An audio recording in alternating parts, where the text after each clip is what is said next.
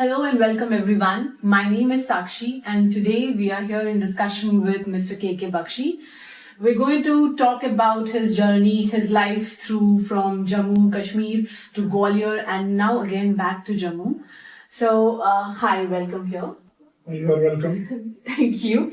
So, can you just throw some light on how your journey has been from the time that you had to leave your homeland, right, and to moving on to Gwalior, taking a new journey altogether, moving on and having a new life, starting from very scratch, right? How has that journey been? Can you throw some light on that? Well, as far as this very particular question is concerned, I must tell you that the journey from Kashmir to Gwalior has been tumultuous, it has been eventful. And it's a mixed bag of joys and sorrows. But yes, of course, it's always going to be painful to leave the homeland and then settle down at a different place. But it was not out of my choice. As the events unfolded there in Kashmir Valley, we had to migrate. And then it was due to the intervention of the Honorable High Court that I was asked to go and join the office of the AG Gwalior. And that's where I started my journey. And it has been, as I said, both. It has been good, it has been very good. Sometimes it has been also, there have been a few sad moments, but then the life is like that. But overall, if you ask me, the life has been wonderful, it has been great. And in fact, I have enjoyed being there in Gwalior. In the beginning, there was a problem, but later on, I just got very much reconciled to the place, to the atmosphere, and also got attached to the people there, and that's how it panned out. So when you moved to Gwalior, you started with your regular government job, right? At the same time, you thought of having something different, which is teaching kids, teaching students English language. You wanted to do something on those lines, and since then it's been 35 years that you have moved on from just teaching one or two students to now probably thousands of students or lakhs of students over the 35 years that has been there. How has the journey been from the struggle of just teaching one or two to now that you've established, very much being established in Gwalior as a city? And I'll tell you that the idea was not to have any kind of the coaching and all that. I basically wanted to spend my time very effectively and very usefully there at Gwalior after the working hours of my office. So the best thing that came to my mind was that I should go and start teaching the people, particularly the poor kids who are very, very poor and free of cost. So I went to a particular basti called Budam Basti. There I started teaching. But after 6-8 months, there was a kind of the politics played by some people. They said that no, you cannot do it here. You are perhaps being planted by some political party, and that's where, otherwise, how can a young man be spending his time in teaching the kids without having any kind of remuneration and all that? So I decided that I should leave the place because I thought that it was my life which was more important.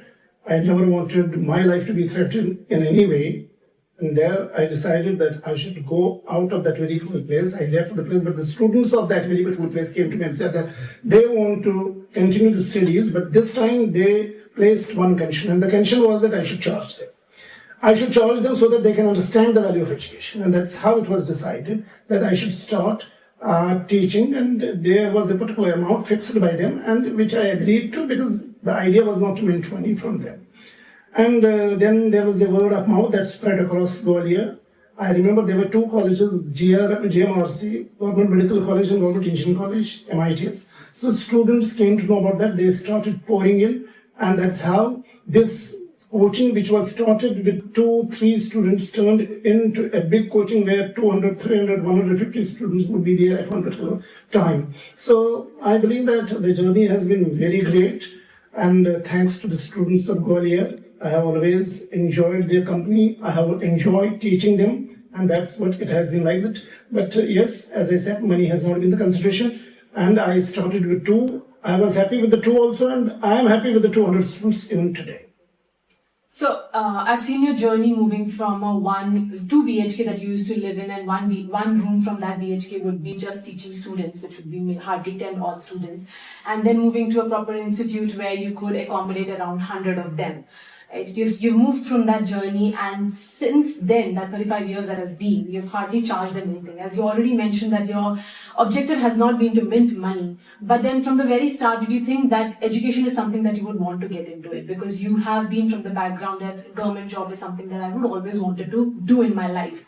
But starting something altogether, which is kind of a business at the end of the day, while it was for social work, did you think that you would go into that direction? Did you always wanted to be the one to teach the students?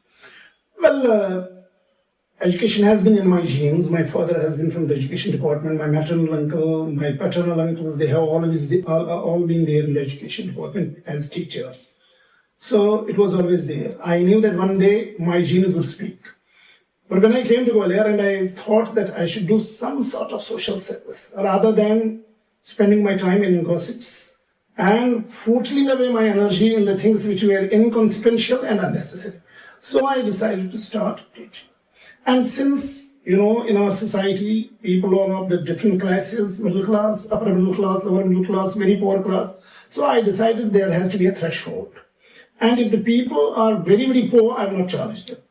If there is a widow who is coming up with her kids, then I will also not charge them. And if there are people who are vegetable vendors or they are the daily vendors, then I will also not charge them. So I decided that I should do a bit of social service. No doubt, there was also a little bit of money that was coming through. The fact is that I had never been money oriented. The coaching was not meant to money. The coaching was meant to serve the society in the best possible way. So I always made it sure that the kind of education that is going to be given to the students there is going to be of the top class. It is going to be of the first water. So that is what I always lived up to.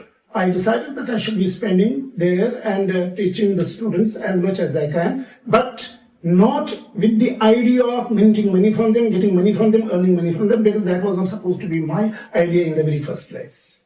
So now, how do you feel that the 35 years that you've spent only in teaching, majorly into teaching English courses, how do you feel your students have gone abroad to various other countries, are doing very well in life? Some are doctors, some are lawyers, have gotten into various different professions.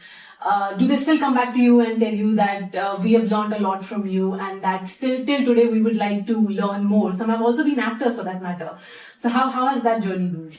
Well, it has been wonderful. I must tell you that I never expected that my students would basically move to the different parts of the world and will spread the aroma of their intellectual fragrance all across. They have done wonders, and they have also brought laurels to my institute and to their families as well.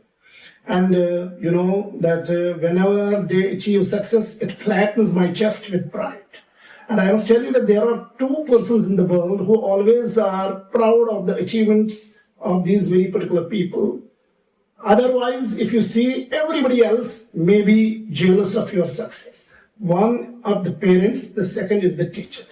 If they do better than them, then you're always going to be proud of them. It always brings joy to your face, it brings smiles to your face. You're always going to be gung-ho about the success that they achieve. So as far as my students are concerned, they have not only brought, as I said, repute and respect to their families, but they have also brought goodwill for my coaching as well. Because I never believed in any kind of advertisement. Even my phone number was not pasted on the door of my coaching.